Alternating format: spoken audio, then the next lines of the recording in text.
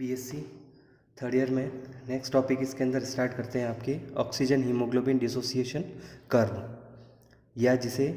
Oxygen haemoglobin वियोजन curve भी कहा जाता है।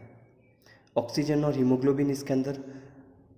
क्यों जुड़ते हैं, यह इसके अंदर कारण आपको पहले ही बता चुके हैं, क्योंकि इसके अंदर ऑक्सीजन जो है वह हीमोग्लोबिन पर इसके अंदर आयरन जो होता है उससे जुड़ती है, जो कि इसके अंदर हीम ग्रुप में पाया जाता है। इससे पहले इसके अंदर आपको बता चुके हैं कि ऑक्सीजन का इसके अंदर ट्रांसपोर्ट कैसे होता है, जो कि हीमोग्लोबिन जो संरचना है इसके अंदर उससे जुड़कर यह नाइट्रोजन से जुड़कर इसके अंदर ऑक्सीजन का एक मॉलिक्यूल जुड़ता है,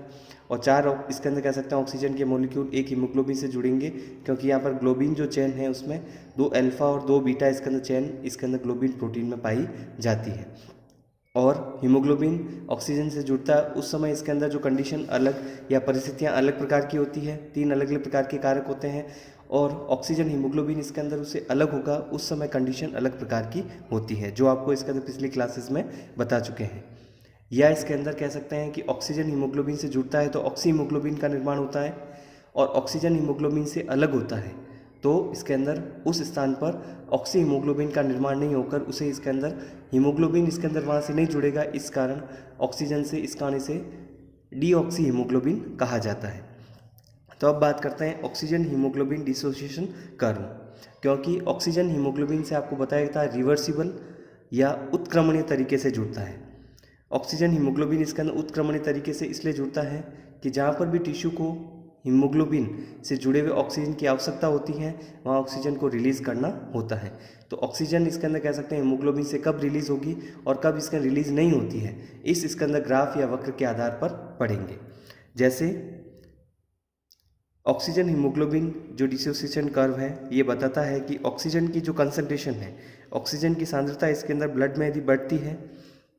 तो ऑक्सीजन की हीमोग्लोबिन से जुड़ने की क्षमता भी बढ़ेगी। इसका अर्थ ये होता है कि ऑक्सीजन हीमोग्लोबिन में यदि बढ़ता है तो वह इसके अंदर ऑक्सीजन हीमोग्लोबिन से जुड़ने की क्षमता भी उससे इसके अंदर इंक्रीज होगी, या जिसे कहा जा सकता है कि ऑक्सीजन की हीमोग्लोबिन से एफिनिटी बढ़ती है, बाइंडिंग बढ़ती है, और ऑक्सीजन की कंसंट्रेशन कम होगी तो वहाँ पर ऑक्सीजन से हीमोग्लोबिन के जुड़ने की सांद्रता इसके अंदर कम हो जाती है। तो इस प्रकार कहा जा सकता है कि ऑक्सीजन हीमोग्लोबिन से कब जुड़ता है, जब इसके अंदर कंसंट्रेशन ज़्यादा होती है और कम होती है कंसंट्रेशन, उस समय ऑक्सीजन इसके अंदर हीमोग्लोबिन से जुड़ने की तुलना में ऑक्सीजन हीमोग्लोबिन से अलग होता है, सेपरेट होता है, या जिसे कहा जाता है रिलीज होना कहा जाता है। तो जब इसके अंदर ऑक्सीजन हीमोग्लोबिन से अलग होता है तो इसके अंदर हीमोग्लोबिन इसके अंदर ऑक्सीजन से जुड़ने की क्षमता उस समय कम हो जाएगी, और ऑक्सीजन से इसके अंदर हीमोग्लोबिन के जुड़ने की क्षमता को इसके अंदर हीमोग्लोबिन का सैचुरेशन कहा जाता है, या जिसे परिपूर्णता या हीमोग्लोबिन का सैचुरेशन या हीमोग्लोबिन का परिपूर्ण कहा जाता है, जो कि परसेंटेज के रूप में इसके अंदर काउंट किया जाता है। तो नेक्स्ट इसके अंदर वक्र जो आप इसके अंदर देख रहे हैं, इस वक्र के द्वारा पढ़ेंगे कि कैसे इसके अंदर हीमोग्लोबिन जो है वह ऑक्सीजन से जुड़ेगा और कब इसके अंदर रिलीज होता है। तो इसमें जो वक्र या ग्राफ जो बनाया गया है 2 अलग अलग कंसंट्रेशन के बीच में बनाया गया है। जो इसका एक्स एक्सिस है उस पर जो इसके अंदर कह सकते हैं कंसंट्रेशन जो दी गई है वो ऑक्सीजन की कंसंट्रेशन है, या जिसे कहा जाता है ऑक्सीजन का जो ऑक्सीजन टेंशन है, ब्लड में जो ऑक्सीजन का प्रेशर होता है उसको ऑक्सीजन टेंशन कहते हैं। उसके बीच जो एक्स एक्सिस पर है और वाई एक्सिस पर इसके अंदर हीमोग्लोबिन जो है ऑक्सीजन से कितना सेचुरेट हो रहा है। ऑक्सीजन से सेचुरेट होना मतलब इसके अंदर आपको बताया ऑक्सीजन के 4 मॉलिक्यूल जो होते हैं वह इसके अंदर हीमोग्लोबिन से जुड़ते हैं। तो यह इसके अंदर लगभग टोटल जो सेचुरेशन होगा इसका 0 से लेकर 100% तक होगा, और ऑक्सीजन की कंसंट्रेशन इसमें इसके अंदर कितनी भी हो सकती है, 100 से ज़्यादा भी हो सकती है, जो आपको इसके अंदर ऑक्सीजन टेंशन जो होती है इसके अंदर आपको बताया गया था, और पार्शियल प्रेशर के बारे में भी आपको पिछली क्लासेस में बता चुके हैं। तो ऑक्सीजन की कंसंट्रेशन जैसे जैसे बढ़ रही है इसमें देख रहे हैं कि इसके अंदर सैचुरेशन बढ़ रहा है। इस ग्राफ के द्वारा पढ़ेंगे कैसे सैचुरेशन बढ़ता है। तो सबसे पहले पढ़ते हैं कि इसके अंदर यदि आपको बताया गया था हीमोग्लोबिन ऑक्सीजन से यदि इसके अंदर कह सकते हैं एक मॉलिक्यूल हीमोग्लोबिन का ऑक्सीजन से जुड़ा है तो हीमोग्लोबिन इसके अंदर कह सकते हैं इस समय कितना सेचुरेट होगा, 25% या 25% सेचुरेशन होता है। यदि 2 मॉलिक्यूल जुड़ते हैं ऑक्सीजन के तो 50%, 3 मॉलिक्यूल जुड़ते हैं तो 75%, और 4 मॉलिक्यूल यदि जुड़ते हैं तो 100% सेचुरेशन कहलाता है। तो अतः कहा जा सकता है कि इसके अंदर हीमोग्लोबिन ऑक्सीजन से इसके अंदर यदि चारों मॉलिक्यूल जुड़े हैं तो 100% सैचुरेट होगा, और यदि इसके अंदर 3 मॉलिक्यूल जुड़े हैं तो 75% सेचुरेट होगा। और ये इसके अंदर मॉलिक्यूल यदि एक ही जुड़ा है हीमोग्लोबिन से तो वहाँ पर सेचुरेशन केवल 25% होता है, 25% होगा। तो अलग अलग इसके अंदर कंसंट्रेशन जो आपको बताई गई है, तो सेचुरेशन और यहाँ पर जो ग्राफ बनाया गया है मुख्य रूप से ऑक्सीजन की कंसंट्रेशन के बीच में जो कंसंट्रेशन ब्लड में पाई जा रही है। तो सबसे पहले ये ग्राफ इसके अंदर क्या बताता है कि ब्लड इसके अंदर जो फेफड़ों से निकलता है उसकी इसके अंदर कह सकते हैं ऑक्सीजन की कंसंट्रेशन या ऑक्सीजन टेंशन इसका क्षमता लगभग होती है 95 मिलीमीटर ऑफ Hg। इसकी कंसंट्रेशन जो होती है इसके अंदर मिलीमीटर ऑफ इसका Hg या पारा जो उसकी कंसंट्रेशन होती है उसमें के रूप में मेज़र की जाती है। और यहाँ पर सेचुरेशन जो कितना होता है 97%। ये कहाँ पर बताया गया है, जैसे इसमें देख सकते हैं डायग्राम में कि इसके अंदर ऑक्सीजनेशन इसके अंदर ब्लड इसके अंदर लीविंग द लंग्स, मतलब फेफड़े से आने वाला जो ऑक्सीजन युक्त ब्लड है वो लगभग इसके अंदर देख सकते हैं कि जब 100% सेचुरेट होता है, सेचुरेट 100% मतलब चारों ऑक्सीजन के मॉलिक्यूल इससे जुड़े हैं, इससे कंपेयर इसके अंदर किया जाए यदि 100 से इसके अंदर कह सकते हैं सेचुरेशन है तो लगभग कहाँ पर होगा, वो 97% के लगभग होगा, या इसे कहा जाता है 100 या 110 के बीच में लगभग इसके अंदर वहाँ पर यदि ऑक्सीजन की कंसंट्रेशन है तो 100% ऑक्सीजन हीमोग्लोबिन से सेचुरेट हो जाती है। और इसके अंदर दूसरा बताया गया है कि इसके अंदर जो ब्लड इसके अंदर टिश्यू से आता है, उत्तक से आता है, उसमें ऑक्सीजन की कंसंट्रेशन जैसे आपको बताया कम होती है और ऑक्सीजन की कंसंट्रेशन कम होती है, तो उत्तक से इसका लौटने वाला जो ब्लड होता है ऑक्सीजन रहित होता है, और ऑक्सीजन रहित होता है तो इसके अंदर ये बताता है कि यहाँ पर ऑक्सीजन की कंसंट्रेशन हीमोग्लोबिन से जुड़ने की क्षमता इसके अंदर यहाँ पर धीरे धीरे कम होती जाती है और यहाँ पर ऑक्सीजन की हीमोग्लोबिन से जुड़ने की क्षमता बढ़ती जाती है, यह बताता है। तो इसमें जैसे दिया गया है उत्तक से आने वाला जो ब्लड है उसमें ऑक्सीजन जो PO2 है, ऑक्सीजन की कंसंट्रेशन लगभग 40 मिलीमीटर ऑफ Hg होती है और सेचुरेशन वहाँ पर 75% होता है। तो यहाँ पर देख सकते हैं कंपेयर किया जाए कि 95 इसके अंदर मिलीमीटर ऑफ Hg पर 100% के लगभग सेचुरेशन होता है क्योंकि 97% लिखा है, या इसके अंदर 40 मिलीमीटर ऑफ Hg पर देखें तो वहाँ पर सेचुरेशन लगभग इसके अंदर कितना होता है, इसके अंदर 70% या 75% के लगभग होता है। इसका अर्थ होता है कि 95 इसके अंदर मिलीमीटर ऑफ Hg जो है वहाँ पर 100% सेचुरेशन है, मतलब ऑक्सीजन के 4 मॉलिक्यूल हीमोग्लोबिन से जुड़े रहते हैं, और 40 मिलीमीटर ऑफ Hg पर 75% सेचुरेशन का अर्थ होता है कि ऑक्सीजन के 3 मॉलिक्यूल अभी भी हीमोग्लोबिन से जुड़े हैं, वह रिलीज नहीं हुए हैं। तो इसमें देख सकते हैं कि इसका अर्थ क्या होता है या इससे क्या अर्थ निकाला जा सकता है, या ये कर्व क्या बताता है कि हीमोग्लोबिन ऑक्सीजन की कंसंट्रेशन इसके अंदर जो ऑक्सीजन की कंसंट्रेशन जब जब बढ़ेगी, जैसे जैसे बढ़ती है वह इसके सेचुरेशन को बढ़ाता है। ऑक्सीजन के सेचुरेशन मतलब हीमोग्लोबिन का सेचुरेशन वहाँ पर बढ़ेगा, और ऑक्सीजन कम होती है तो सेचुरेशन कम होगा, मतलब ऑक्सीजन वहाँ पर रिलीज ज़्यादा होती है। तो जैसे इसमें बता सकते हैं कि इसका अर्थ क्या होता है, जैसे PO2 लगभग इसके अंदर यहाँ पर 95 से लेकर इसके अंदर बात करें यहाँ पर पहुँचती है लगभग 40 इसके मिलीमीटर ऑफ Hg पर पहुँचती है, तो वहाँ पर इसके यहाँ पर 97% था, यहाँ पर 75% सेचुरेशन है, और इससे नीचे इसके अंदर जाएंगे तो धीरे धीरे इसके अंदर ऑक्सीजन के मॉलिक्यूल अब रिलीज होते जाएंगे।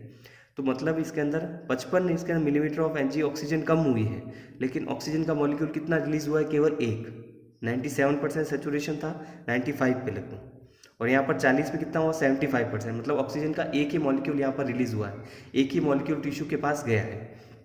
दूसरा मॉलिक्यूल या तीसरा मॉलिक्यूल या चौथा मॉलिक्यूल अभी भी हीमोग्लोबिन से जुड़ा हुआ रहता है। इस कारण इसका सेचुरेशन कितना बता रहा है 75% या 75%। तो इसके अंदर सेचुरेशन इसके अंदर 75% है, मतलब 3 ऑक्सीजन के मॉलिक्यूल अभी भी हीमोग्लोबिन से जुड़े हैं, रिलीज नहीं हुए। लेकिन जैसे जैसे 15 से लेकर 45 इसके अंदर मिलीमीटर ऑफ Hg जैसे जैसे इसके अंदर कह सकते हैं ऑक्सीजन की कंसंट्रेशन कम होती जाएगी, यहाँ पर सेचुरेशन कम होता जाएगा, मतलब ऑक्सीजन अब इसके अंदर टिश्यू को रिलीज कर दी जाएगी, ऑक्सीजन हीमोग्लोबिन से जुड़ी हुई नहीं रहेगी। ये ग्राफ ये बताता है। तो मतलब इसके अंदर ऑक्सीजन हीमोग्लोबिन से जुड़ी रहती है, या उसकी बाइंडिंग ज़्यादा होगी, या एफिनिटी ज़्यादा होगी, या रिलीज ज़्यादा होगी, उसको इसके अंदर बताया जाता है इस ग्राफ के द्वारा। तो ऑक्सीजन और हीमोग्लोबिन की एफिनिटी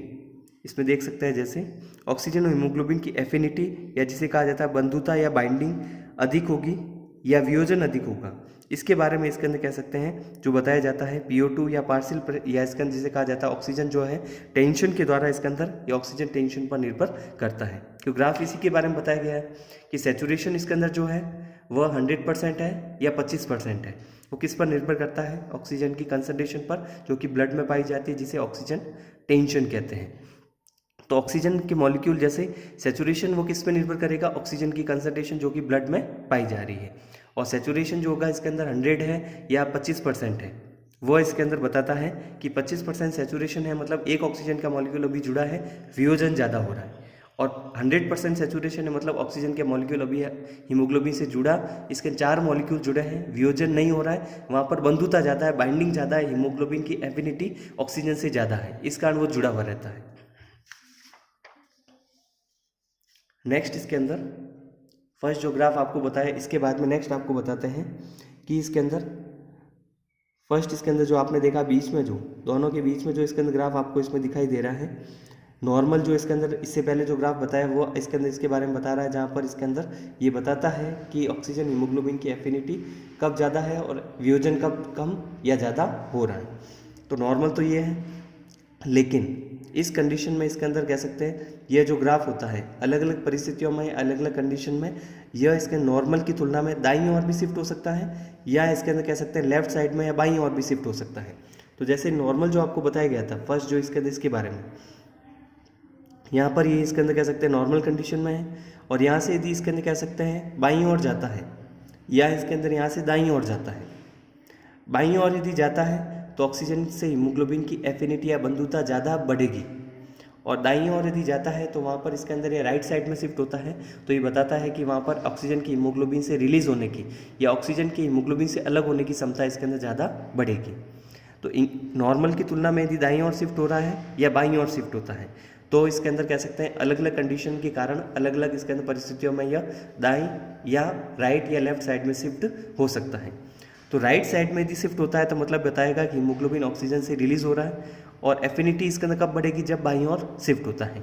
और बाईं ओर कब शिफ्ट हो सकता है, जब वो हीमोग्लोबिन लामाज का हो। लामाज जो इसके अंदर कह सकते हैं म्यांमार या बर्मा के आसपास पाए जाते हैं, उसके जो ब्लड में जो हीमोग्लोबिन होता है उसको लामाज का हीमोग्लोबिन कहते हैं। और सेकेंड जो कंडीशन हो सकती है, जो फर्स्ट इसमें थर्ड जो आपको बता रहे हैं, मायोग्लोबिन, मसल्स में पाए जाने वाला जो श्वसन वर्णक है। जैसे हीमोग्लोबिन जो होता है वह ब्लड में पाए जाने वाला श्वसन वर्णक होता है, और मसल्स में पाए जाने वाले श्वसन वर्णक को मायोग्लोबिन कहते हैं। अतः इसके अंदर जब मायोग्लोबिन होगा या लामा का हीमोग्लोबिन होगा, तो जो इसके नॉर्मल की तुलना में कर्व दाईं ओर या राइट साइड में शिफ्ट होता है, मतलब ऑक्सीजन की हीमोग्लोबिन से एफिनिटी बढ़ेगी। अभी इसको बताएंगे इसके बारे में। और यदि दाईं ओर शिफ्ट होता है तो ऑक्सीजन हीमोग्लोबिन जो है वह इसके अंदर रिलीज ज़्यादा होंगी, ऑक्सीजन हीमोग्लोबिन से जुड़ा हुआ नहीं रहेगा। ये कब हो सकता है, जब डाइफॉस्फोग्लिसरेट बढ़ता है या कार्बन डाइऑक्साइड या H+ आयन की कंसंट्रेशन ब्लड में बढ़ती है, उस समय इसके अंदर ये दाईं ओर शिफ्ट होता है। तो प्रभावित करने वाले जो कारक हैं, जो कि इसके अंदर ऑक्सीजन हीमोग्लोबिन डिसोसिएशन कर्व को प्रभावित करने वाले जो फर्स्ट इसके अंदर कंडीशन तो सामान्य जो है पहले आपको बताई, लामा और हीमोग्लोबिन और मायोग्लोबिन जो होता है वो बाईं ओर शिफ्ट करता है, और कार्बन डाइऑक्साइड की कंसंट्रेशन और H+ आयन की कंसंट्रेशन बढ़ती है, या डाइफॉस्फोग्लिसरेट जो कि इसके अंदर किस में बनता है, 1,3 डाइफॉस्फोग्लिसरेट जो होता है वह बनता है ग्लाइकोलाइसिस में। आपको बताया गया था ग्लाइकोलाइसिस के दौरान जो 1,3 डाइफॉस्फोग्लिसरेट इसके अंदर कह सकते हैं ग्लाइकोलाइसिस के दौरान बनता है। इसकी कंसंट्रेशन जब बढ़ती है तो भी इसके अंदर वहाँ पर इसके अंदर कर्व जो है दाईं ओर शिफ्ट होगा, मतलब इसके अंदर इसका अर्थ ये होता है कि उस समय ऑक्सीजन इसके अंदर हीमोग्लोबिन से जुड़ी हुई नहीं रहेगी, एफिनिटी कम हो जाती है, रिलीज ज़्यादा होगी। तो इस ग्राफ में सामान्य की तुलना में यदि लामास का हीमोग्लोबिन या मायोग्लोबिन पाया जाता है तो वक्र बाईं ओर शिफ्ट हो जाता है, और बाईं ओर शिफ्ट होने का अर्थ होता है ऑक्सीजन हीमोग्लोबिन से इसके अंदर टाइटली बाइंड रहता है, एफिनिटी ज़्यादा होगी, ऑक्सीजन को आसानी से रिलीज नहीं करेगा। ऑक्सीजन हीमोग्लोबिन की एफिनिटी उस समय ज़्यादा होती है, जो आपको बताया पहले। इसके अलावा और यदि इसके अंदर कह सकते हैं ब्लड में ऑक्सीजन इसके अंदर जो है की कंसंट्रेशन इसके अंदर या H+ आयन की कंसंट्रेशन या कार्बन डाइऑक्साइड की कंसंट्रेशन यहाँ पर इंक्रीज हो रही है, तो उस समय इसके अंदर या डाइफॉस्फोग्लिसरेट की कंसंट्रेशन ऑक्सीजन की तुलना में इंक्रीज होती है, तो कर्व इसके अंदर दाईं ओर शिफ्ट होता है, जो आपको बताया अभी। और या जिसे कहा जाता है कि वह इसके अंदर यह बताता है कि इसके अंदर वहाँ पर ऑक्सीजन की हीमोग्लोबिन की एफिनिटी कम हो जाती है, या जिसे कहा जाता है हीमोग्लोबिन आसानी से ऑक्सीजन को रिलीज करता है। यह इसके अंदर दो कंडीशन आपको बताई गई है। इसके अलावा जैसे सामान्य में आपको बताया गया था कि इसके अंदर जैसे 40 या 40 मिलीमीटर ऑफ Hg पर इसके अंदर लगभग सेचुरेशन कितना है, जैसे नॉर्मल में देख रहे हैं कि 75% सेचुरेशन है। और दाईं ओर यदि शिफ्ट होता है, दाईं ओर का मतलब इसके अंदर यदि डाइफॉस्फोग्लिसरेट या H+ या CO2 की कंसंट्रेशन बढ़ती है, उस समय क्या होगा, 40 पे क्या होगा, जैसे इसके अंदर पॉइंट पर देखा जाए तो वहाँ पर कितना होगा, 50 आ रहा है। 50 का मतलब इसके अंदर 40 या 50 के बीच में आ रहा है जब इसके अंदर दाईं ओर शिफ्ट हो रहा है। दोनों पॉइंट पर देखा जाए, जैसे इसमें तो लगभग इसके अंदर 30, इसका अर्थ होता है एक ही ऑक्सीजन का मॉलिक्यूल वहाँ पर इसके अंदर बाइंड रह रहा है। और लेकिन सामान्य में क्या था, वहाँ पर 75% सेचुरेशन था, मतलब 3 ऑक्सीजन के मॉलिक्यूल वहाँ पर जुड़े हुए रह रहे थे। तो यही बता रहा है इसमें कि इसके अंदर जैसे जैसे दाईं ओर जाएंगे वह 40 मिलीमीटर पे जैसे 30% या 50% जैसे इसके अंदर भी सेचुरेशन होता है। दोनों अलग अलग कंडीशन में हो रहा है, क्योंकि 4th कंडीशन अलग है और 5th कंडीशन अलग होती है। तो दोनों में जब 30 या 50% सेचुरेशन होता है, मतलब 1 या 2 ऑक्सीजन के मॉलिक्यूल उससे जुड़े हुए रहते हैं। और सामान्य में कितने रह रहे थे, 3 ऑक्सीजन के मॉलिक्यूल जुड़े हुए रह रहे थे। और यदि फर्स्ट कंडीशन की तुलना में सेकेंड और थर्ड की बात करें तो 40 मिलीमीटर पे जैसे इसके अंदर देखा जाए कि इसके अंदर यहाँ पर सामान्य में 75% सेचुरेशन था, मतलब 40 मिलीमीटर ऑफ Hg इसके अंदर है। 40, इसमें आप ये समझिए कि ऑक्सीजन की कंसंट्रेशन यहाँ पर कितनी है, ब्लड में 40 है। उस समय क्या था, सामान्य में 75% सेचुरेशन था, 3 ऑक्सीजन के मॉलिक्यूल हीमोग्लोबिन से जुड़े हुए थे। लेकिन अब इसके अंदर जैसे बाईं ओर शिफ्ट होता है, लेफ्ट साइड में, सेकेंड और थर्ड कंडीशन में, तो 40 पे आप देखते हैं तो पॉइंट इसके अंदर इसको यदि मिलाया जाए तो कहाँ पर मिलेगा, लगभग 80 से 90% के बीच में। मतलब जो 75% था वो 90% तक चला जाता है, मतलब चारों ऑक्सीजन के मॉलिक्यूल अभी भी हीमोग्लोबिन से जुड़े हुए रहते हैं। और ऑक्सीजन से जुड़े हुए रहते हैं मतलब ऑक्सीजन आसानी से रिलीज नहीं होगी, और रिलीज नहीं होगी मतलब उसकी एफिनिटी ज़्यादा होती है, इसके बारे में बताया जाता है। और 40 मिलीमीटर पे यदि मायोग्लोबिन की बात करें तो वहाँ पर भी लगभग 100% सेचुरेशन आता है। और 100% सेचुरेशन का अर्थ क्या होता है कि ऑक्सीजन हीमोग्लोबिन से जुड़ी हुई है, ऑक्सीजन का एक भी मॉलिक्यूल हीमोग्लोबिन से रिलीज नहीं हो रहा है। तो जैसे जैसे अभी दाईं ओर बढ़ रहे थे, राइट साइड में शिफ्ट हो रहे थे या बाईं ओर शिफ्ट हो रहे हैं, दोनों कंडीशन अलग अलग होगी, क्योंकि दोनों में अलग अलग प्रकार के कारक कार्य करते हैं। और CO2 की कंसंट्रेशन ज़्यादा बढ़ रही है तो जल इसके अंदर जो है RBC में इसके अंदर पाए जाने वाले जल के द्वारा ये इसके अंदर कार्बोनिक एसिड बनाता है। और कार्बोनिक एसिड जो होता है वह टूटता है बाइकार्बोनेट और H+ आयन। तो CO2 की कंसंट्रेशन जब बढ़ती है तो H+ आयन की कंसंट्रेशन भी बढ़ेगी। और डाइफॉस्फोग्लिसरिक एसिड की कंसंट्रेशन कब बढ़ती है, जो कि ग्लाइकोलाइसिस के द्वारा बनता है। तो यहाँ पर सामान्य की तुलना में आपको दोनों इसके अंदर कंडीशन ध्यान रखनी है कि दाईं ओर कब शिफ्ट हो रहा है, और दाईं ओर शिफ्ट हो रहा है जिसमें आपको उदाहरण भी बता चुके हैं 40 पर, जैसे 30 या फिर 50% सेचुरेशन ही रह रहा है। मतलब 30 मतलब 1 और 50% मतलब 2 ऑक्सीजन के मॉलिक्यूल अभी भी उससे जुड़े हैं। लेकिन सामान्य में कितने थे, 75%, मतलब 3 ऑक्सीजन के मॉलिक्यूल जुड़े हुए थे। तो जब दाईं ओर शिफ्ट हो रहा था मतलब ऑक्सीजन अब इसका रिलीज ज़्यादा हो रही, 75% से एक में तो जैसे 50 रहा तो 2 ऑक्सीजन के मॉलिक्यूल अब जुड़े, एक रिलीज होगी। और एक 30% है, मतलब इसके अंदर उसमें से एक ऑक्सीजन का मॉलिक्यूल और रिलीज हो गया, तब दाईं ओर शिफ्ट किया जाता है। और बाईं ओर आपको पता है 90% या 100% सेचुरेशन रहता है, मतलब ऑक्सीजन के मॉलिक्यूल रिलीज नहीं करता है। जब तक ऑक्सीजन की कंसंट्रेशन ब्लड में बहुत कम नहीं हो जाती तब तक इसके अंदर ऑक्सीजन के मॉलिक्यूल रिलीज नहीं करेगा। जैसे 0 से 10 या 20 के बीच में जब इसके अंदर आएगा तब ऑक्सीजन की कंसंट्रेशन यहाँ पर जो है सेचुरेशन कम होने लगेगा। तो जैसे 0 से 10 के बीच में जैसे नीचे इसके अंदर कह सकते हैं यदि ऑक्सीजन की कंसंट्रेशन आती है, उस समय क्या होगा कि सारे ऑक्सीजन के मॉलिक्यूल को वो उस स्थान पर रिलीज कर देता है टिश्यू के लिए। तो यह इसके अंदर ग्राफ इसके द्वारा बताया जाता है कि 2 अलग अलग कंडीशन जैसे आपको बताई। तो कार्बन डाइऑक्साइड और H+ की कंसंट्रेशन जब बढ़ती है तो दाईं ओर शिफ्ट होता है, जो कि हीमोग्लोबिन ऑक्सीजन को रिलीज ज़्यादा करेगा, ये आपको बता चुके हैं। तो उस समय क्या होता है, ऑक्सीजन से जुड़ने के लिए इसके अंदर कह सकते हैं हीमोग्लोबिन वापस फ्री रहता है, क्योंकि रिलीज होगा तो वापस हीमोग्लोबिन जो है RBC में जो हीमोग्लोबिन होगा वह लंग्स के पास इसके अंदर जो ऑक्सीजन होगी उससे या फेफड़ों से जो ऑक्सीजन होगी वो लेगा। और लंग्स या फेफड़ों में जो ऑक्सीजन होती है वह एल्वियोलाई से होकर ब्लड में आती है, और ब्लड से RBC में हीमोग्लोबिन के पास में जाती है। तो जुड़ने के लिए फ्री रहता है और रक्त में पुनः वापस ऑक्सीजन आ जाती है, और इसके अंदर इस प्रकार से ऑक्सीजन पुनः ऊतक में जाती है, जो इसके अंदर एक बार यूज़ हो गई वापस आई इसके अंदर हीमोग्लोबिन इसके अंदर लंग से वापस लेगा या फेफड़ों से वापस ऑक्सीजन लेगा। तो इस प्रकार का जो इफेक्ट होता है उसको बोर इफेक्ट कहा जाता है। ऑक्सीजन रिलीज़ हुई, ज़्यादा रिलीज़ हो रही है तो इसके अंदर ब्लड जो है, हीमोग्लोबिन जो है वो ज़्यादा ऑक्सीजन को और जोड़ेगा और वापस टिश्यू या ऊतक के पास में लेकर आता है। इस इफेक्ट को इसके अंदर कहा जाता है, बोर ने दिया था, इसके कारण इसको बोर प्रभाव कहा जाता है। और ऑक्सीजन हीमोग्लोबिन से जुड़ने के कारण जो कि इसके लंग्स या फेफड़ों में जुड़ती है, ऑक्सी हीमोग्लोबिन का निर्माण होता है। और ऑक्सी हीमोग्लोबिन जो होता है एक स्ट्रॉन्ग एसिड की तरह कार्य करता है, एक मजबूत इसके अंदर अम्ल की तरह कार्य करता है। ऑक्सीजन से जब जुड़ता है हीमोग्लोबिन तो कार्बन डाइऑक्साइड की जुड़ने की क्षमता हीमोग्लोबिन से कम हो जाती है। तो ऑक्सीजन जुड़ा इसलिए अब कार्बन डाइऑक्साइड कम हो गया।